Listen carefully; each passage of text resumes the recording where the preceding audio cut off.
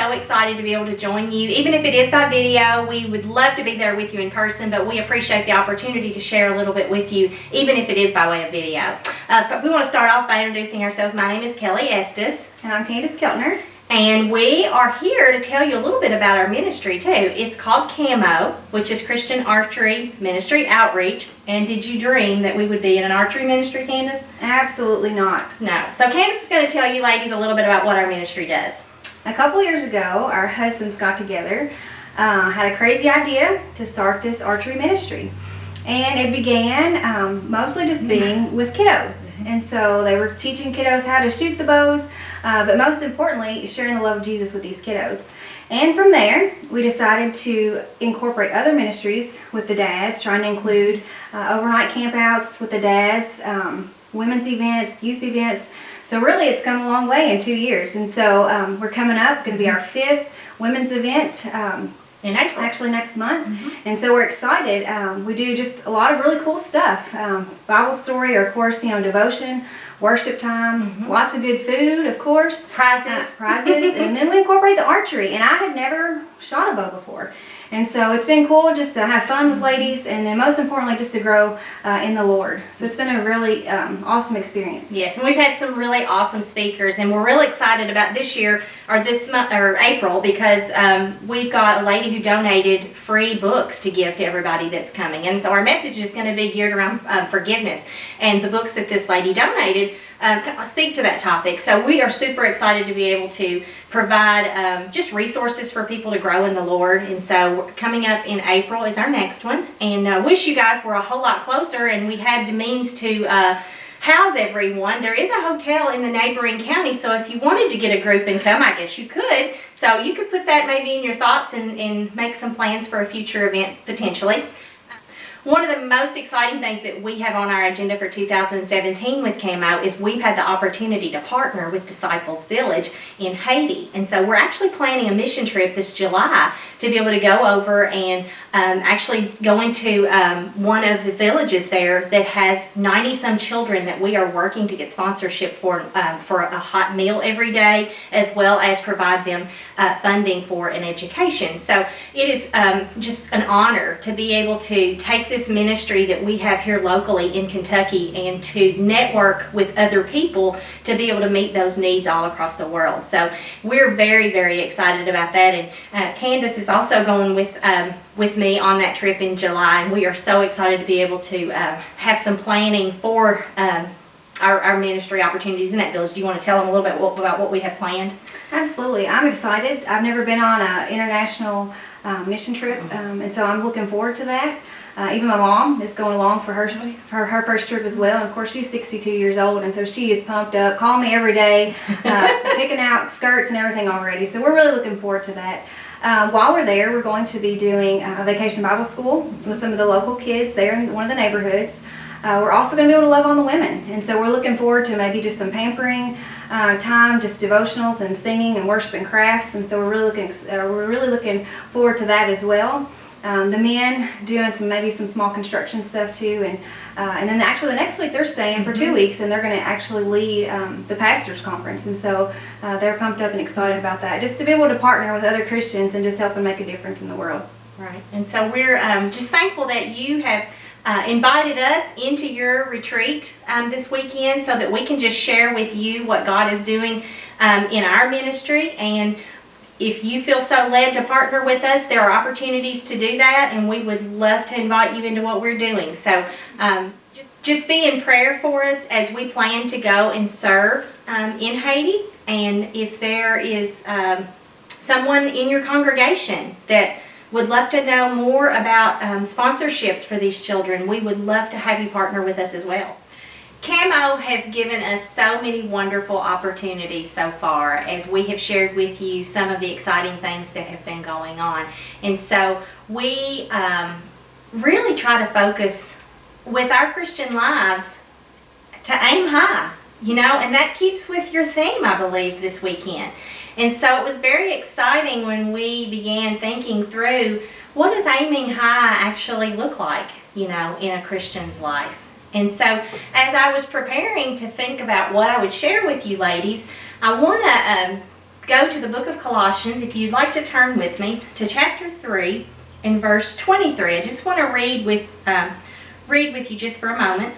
And whatsoever ye do, do it heartily, as to the Lord, and not unto men. And so when I read that, I began to think about how it is easy for women to become discontented, I guess maybe. And with us living in a world where social media is so in our faces, it is very easy to fall into the trap of comparing ourselves to each other. And I think we have to really maintain an awareness that God has a plan for each of us, and those plans look different. Candace's plans look one way and my plans look another, but they're equally as important to God.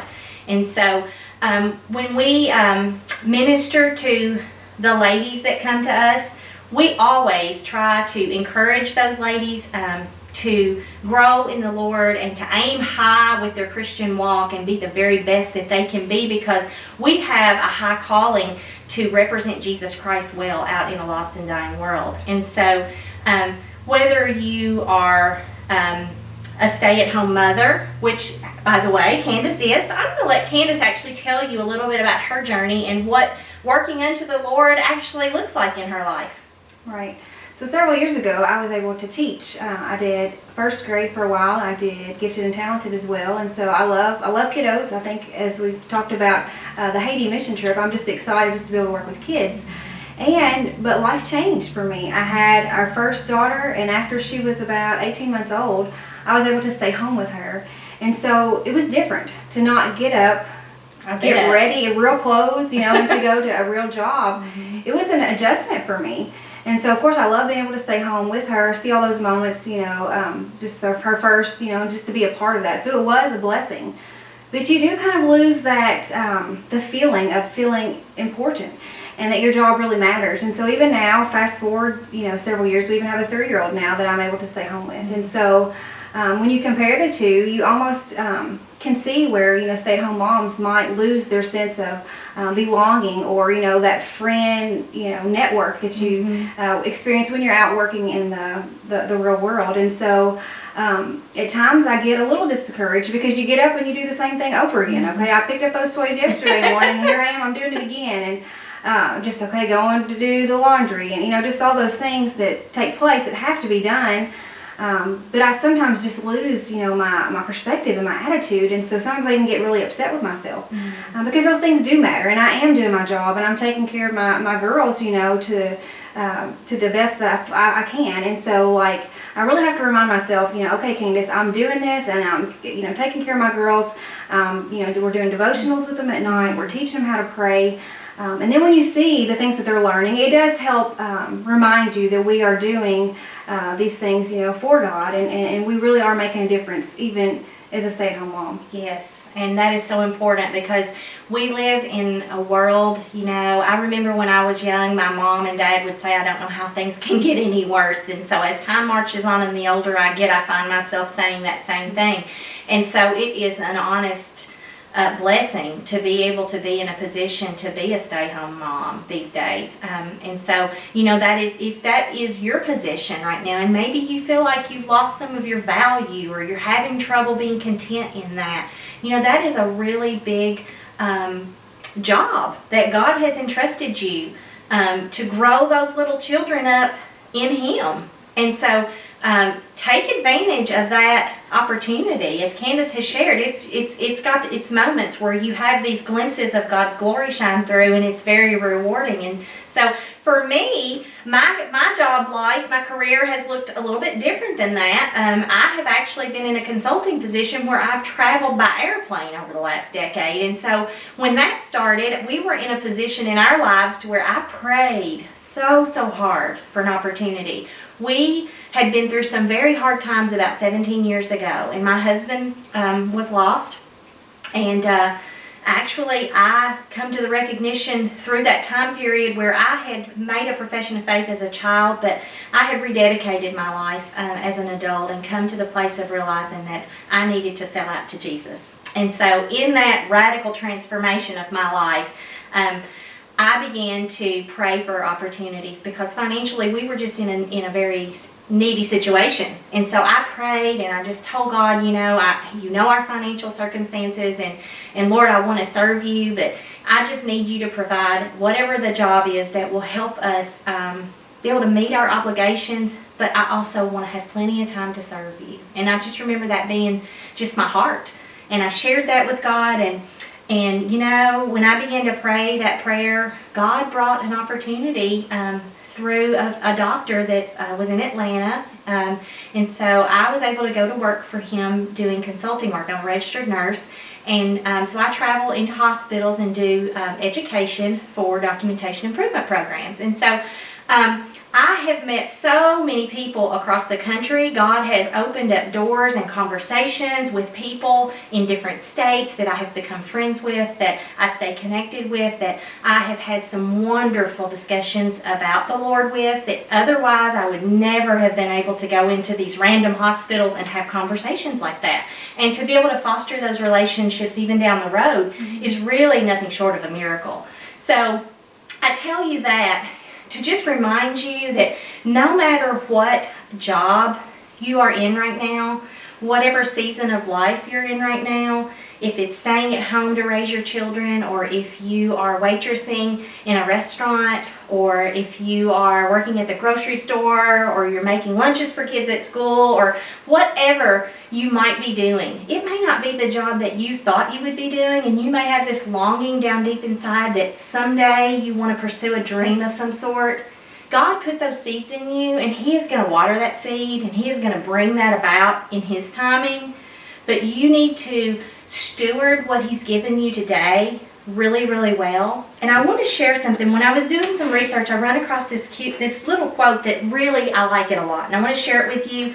It's about a Christian shoemaker, and it says, "The Christian shoemaker does his Christian duty not by putting little crosses on the shoes, but by making good shoes, because God is interested in good craftsmanship." And really, whatever we're doing, we need to be doing it as if we're going to be presenting that to the Lord, because as Christians, that is what our lives are. We are living our lives to give back as a sacrifice to Him. And so I just want to encourage you today to think about where God's placed you. And I want you to just begin to pray those bold prayers for God to put people in your path that you can minister to in your place of work. It might be, as you're just going about your day, it might even be just nothing more than a smile or a kind word. Sometimes I think we get lost in the idea that we have to take someone down the Roman road to lead them to salvation, and God may be using you really as just a kind word in a day that they may be struggling. It doesn't always look like I think we think it will look. Do you have anything that's come to mind, Candace, that you want to share? Or? Just as a reminder, like she said, that to feel your importance, that we are important to God. God doesn't make mistakes. We are where we are for a reason and for a season.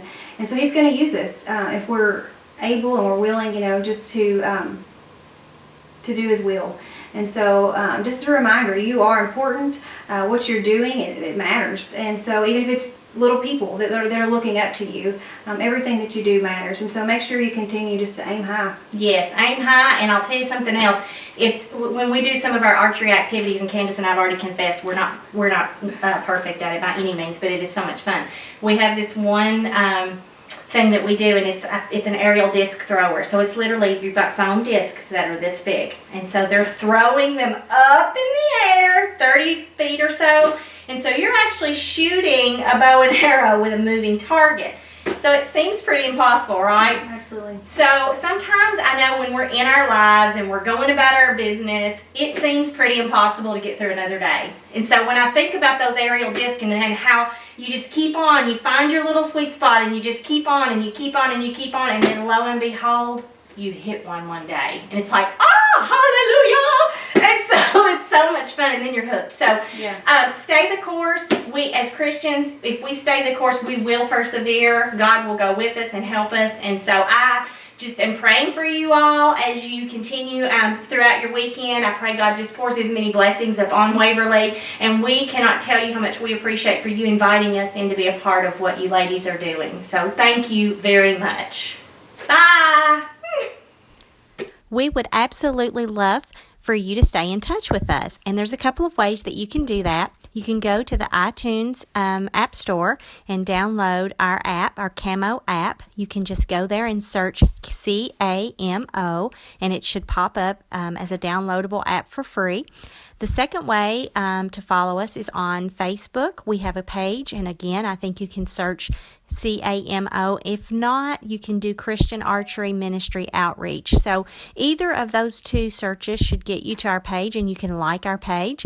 And then if you'd like to follow me personally on Instagram, that is at Kelly Estes, and that's KELLIESTES.